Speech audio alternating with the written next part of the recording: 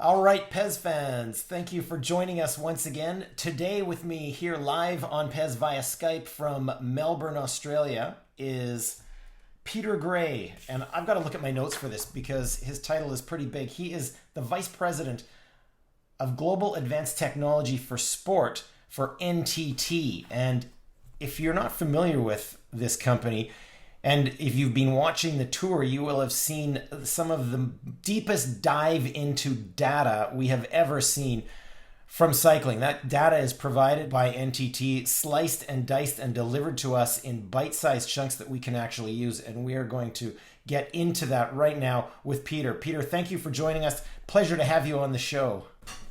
Thanks, Richard. I have been following the tour myself since 1986, I think, and watching it religiously every summer. In fact, it's the highlight of my summer, like many tour fans and many Pez fans will agree out there. As I looked into the website and all the data that you guys are using and using to enhance the fan experience, it was quite incredible. So, Peter, can you give us a little bit of an overview of what NTT does and what you've done at the tour this year? So one of the big challenges with road cycling is that for most of the population, aside from those of us who are really keen cycling fans, for most of the population, the Tour de France is the only bike race that they ever watch. And so the challenge for the ASO is how to help make that understandable for people. And so a lot of the work we're doing is around how do we take all of that data, and there's lots of it, but turn it into something that is useful and understandable for people at home. And so, as we put together all of the television graphics, a lot of it's about how do we best tell those stories, and then which pieces of data do we choose to use and which do we choose not to. We actually began working on this stuff 5 years ago. So we started as Dimension Data in 2015, began by starting with capturing information from the riders, so putting sensors onto the bikes, getting GPS positions and speeds every second, being able to put that information into the real-time broadcast, into the live broadcast.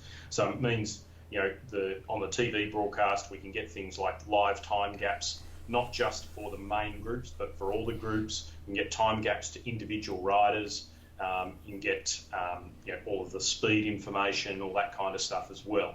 So that's the evolution really has been from 2015, basically putting these devices onto the back of the bike and getting data back from each of the riders, through to today where we've got full integration of that data into the live broadcast. We've got machine learning and AI built around making predictions around the race. We've got the digital platform, so you've got Race Center, particularly, which you can go to and get live information about the groups, the gaps, but also journalist information, Twitter, video, audio, etc.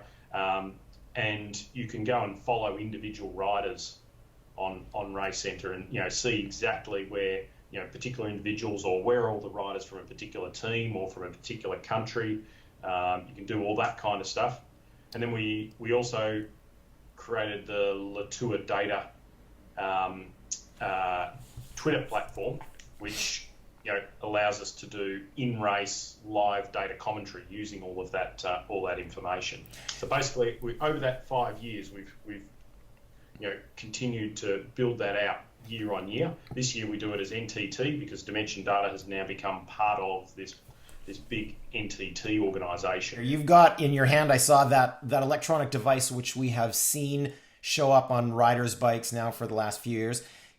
Tell us just a little bit about how that thing works. Where is the data being sent to, and how is it being collected? Basically, the device attaches to the saddle rails on the seat. And within here, you've basically got a GPS chip, a transmitter, and a battery. And this is transmitting a position and speed every second. It bounces that information from the sensor to gateways that are on the television motorbikes, on the officials' cars, and also on the helicopters. and the aeroplane that follows the race. So there's an aeroplane that actually circles above the race, and it basically collects all of the television signals, race radio, and the data from these, and bounces that information back to the race finish line at the zone technique, which is where all of the broadcast is put together. And so at the zone technique, that information comes back to us, and that allows us then to do all the data processing and analytics that then feeds that information into the TV graphics systems, into the websites, and into our analytics databases that then allow us to do that sort of live race analysis. Or how is NTT set up to collect all that data, and then how many people are involved in this at the finish line and crunching this data and getting it out? We've got basically a control center at the finish line, which is a big double-story truck, and within there we've got a small team of us who are coordinating all of the activities, both on site but also importantly off site. So we have a team of about 30 people around the world involved in supporting the whole solution, but only a small team of about 4 of us on the ground. And so, on the ground, we're really connecting with all of the different parties that we need to work with. The television team from France TV, the RF transmission team. So they look after all the transmission of the TV signals back to the zone technique. Swiss Timing, who do all of they're the official timekeeper for the race, and so we take all of the Swiss Timing data and results, feed that into the digital platforms, and the ASO themselves, who are the race operators, and so their technology team base themselves out of our truck, our control centre. And so basically from that vehicle, we're connected up with all of those different parties on the ground, and then we have teams working remotely in Johannesburg, in Melbourne, in the US, in India, in London, Paris, all working as a single team, delivering different parts of the whole solution. Are those teams all working in live time? So it's race time in France. It's middle of the night on the other side of the globe. Well, it's the Melbourne team who really copped the worst of that because the race starts late evening and goes into early morning. Not so bad for the Johannesburg team. They're in exactly the same time zone as Paris. But no, we've got a team who are very dedicated and passionate. I'm curious to know more about the ability of the learning from the data you're collecting to make race predictions. I'm reading some of the notes here on our interview, and you were talking about predicting key potential moments in the race, predicting stage favorites. How is this possible? How do you do it? How does it work? Yeah, well, basically, I guess, we're using machine learning technology, and machine learning, basically the idea is you're teaching computers to recognize particular patterns in data.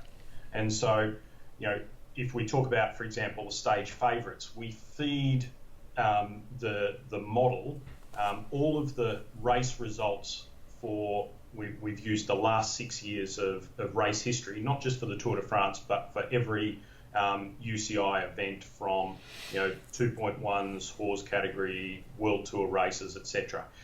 And using all of that information, we build up profiles of riders.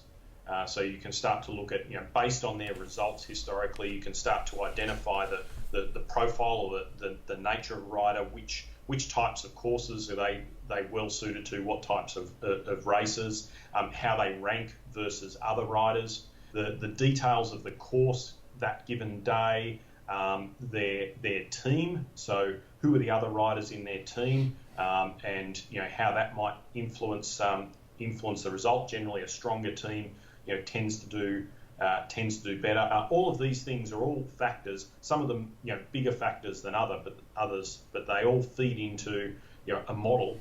And basically, that model.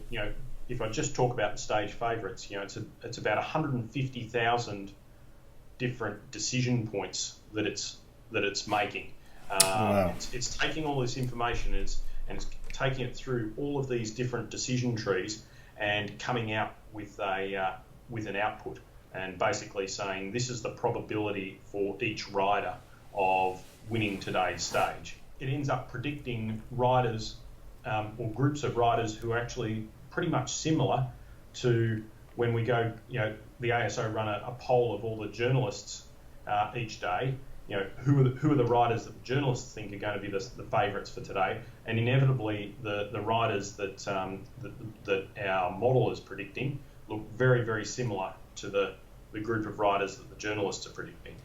What we've demonstrated, I think, with the tour is that the sorts of predictions that we're making are similar to the predictions that the experts are making.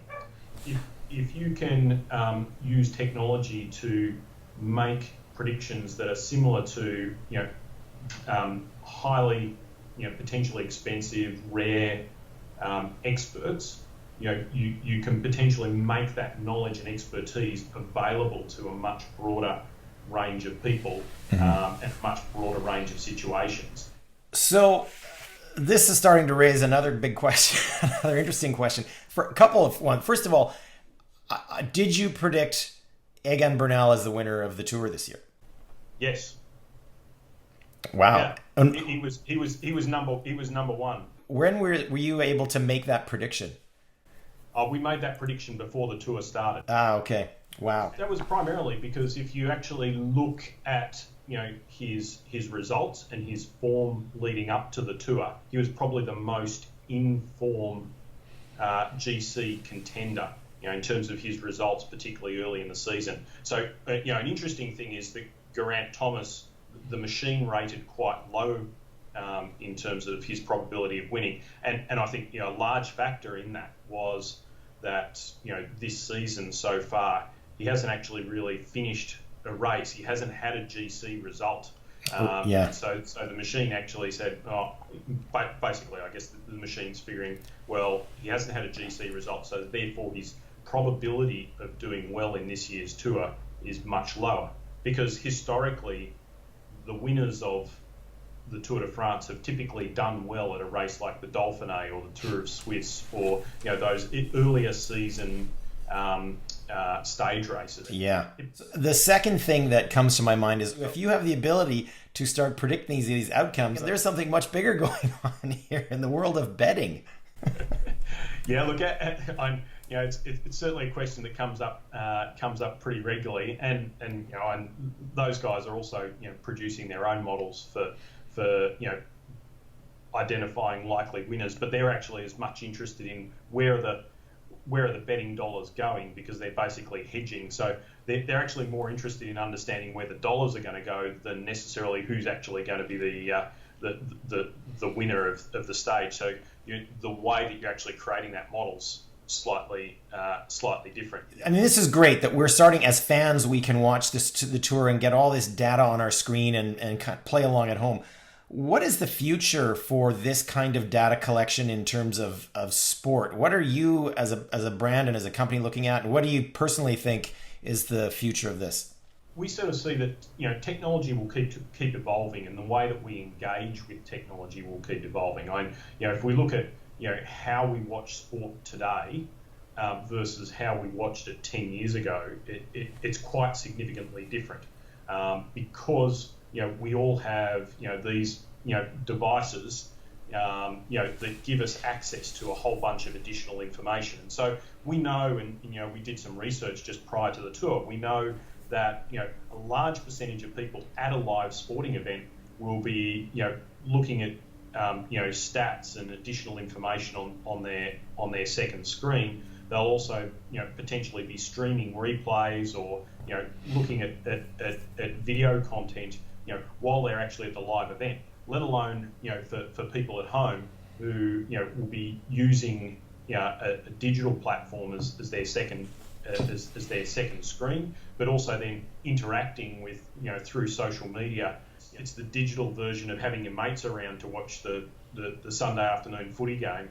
That technology is going to continue to evolve, and some of the sorts of trends that we see are the way that we engage with video and television is changing, moving away from traditional television broadcast to fully live streamed. We've got moved to higher definition broadcast. There's some experimentation happening at the moment with sort of three-dimensional kinds of views of television. So whether it's through things like holograms and those types of things. And so I think there are ways that we'll see that continue to change and evolve, and sport will move with that. And in some ways, sport will probably be one of the leaders in those things. It's often large sporting events that really bring to the public consciousness new innovations, or things like high definition television. And it's typically been major sporting events that have meant that people go out and invest in in their new TV because the Olympics are coming up or the World Cup soccer is coming up, and so therefore I'll invest in that next step of technology. We're keeping a very close eye on how those things evolve, but then also thinking very carefully about a lot of the work we've done so far is around providing data to fans who are watching the broadcast, particularly watching at home. But how can we change the experience of the fans at the roadside? And more and more, if we look at sports like American football or basketball or baseball, the stadium experience is changing and evolving quite substantially as create these smart stadiums that mean that you've got a highly connected environment, that you can do things like in-seat ordering of food, get very personalised information, etc. Imagine if you were actually able to create a stadium that's 3,000 kilometres long around France. And you've been to the tour. You know what sort of chaos that environment is, and and the irony is often at the race, it's the most difficult place to actually find out information about what's in the race. Yeah, and parking. Yeah, exactly. So imagine enhancing the experience of the fan by the roadside by A, knowing what's going on in the race, and B, being able to find parking and then find your way from your parking. Perfect. Here's where the gendarmes are who have the road blocked. You add to that things like finding merchandise. Want to go and buy a Tour de France T-shirt, and trying to find the merchandise van is not always an easy thing. How do you change that experience? Can I on my phone order the T-shirt, and maybe it's delivered to me by the tour caravan as it comes along the roadside. There's all kinds of potential opportunities in that space around changing the experience of the fans who are there. What about applications for this kind of technology beyond sport? Do you have any sense of where this might work into a broader sense of our daily lives? Yeah, so all of the stuff that we're building and developing with the ASO for the Tour de France is technology that we believe is relevant for our other customers. So NTT, most of our business is with large corporations around the world. Might be delivering healthcare, might be delivering logistics services, retail services, for governments, for financial services, etc. And so the sorts of things that our customers who are looking at this then become interested in is the applicability of the Internet of Everything. So if I take the example of healthcare, creating connected spaces within aged care facilities, for example. This is one that we've been working on where it allows residents in aged care facilities a better balance between having a controlled environment but having freedom and flexibility in the way that they live their lives, so that you can provide high quality care and ensure that they're being really well looked after. The other thing that I'd just throw in there is...